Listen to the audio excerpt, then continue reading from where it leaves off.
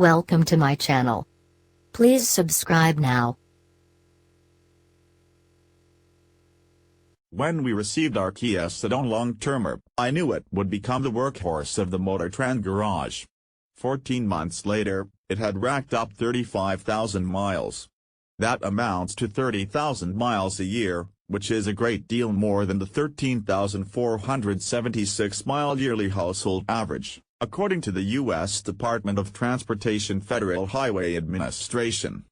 In that time, it has traversed California as well as dashed repeatedly to Arizona and Nevada for many road trips and countless photo shoots.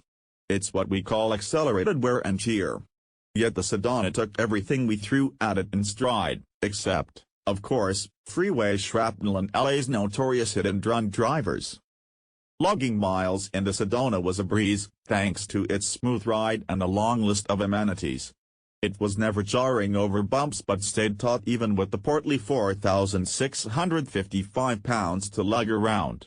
Road and wind noise were minimal, which I especially appreciated after a trip up to the Bay Area in our Subaru BRZ coupe. I adapted to Kia's intuitive infotainment system easily and longed for it when I switched into other cars. Every button is perfectly placed, and menus are easy to navigate. I constantly used smart cruise control and the heated and cooled seats, and I took every opportunity to blast incongruous for minivan music from the Infinity audio system. It kept me sane through long drives and hours sitting in traffic.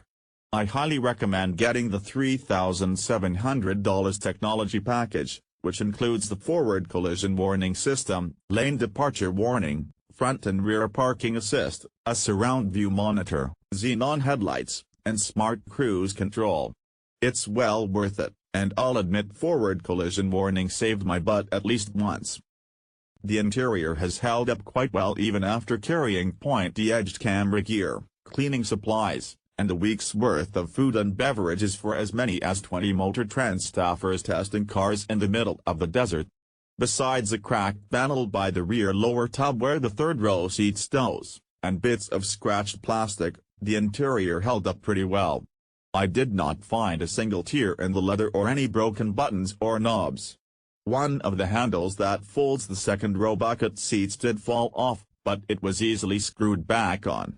The easily scratched shiny black plastic trim on the dashboard and center console is showing some wear, but that's something we expected.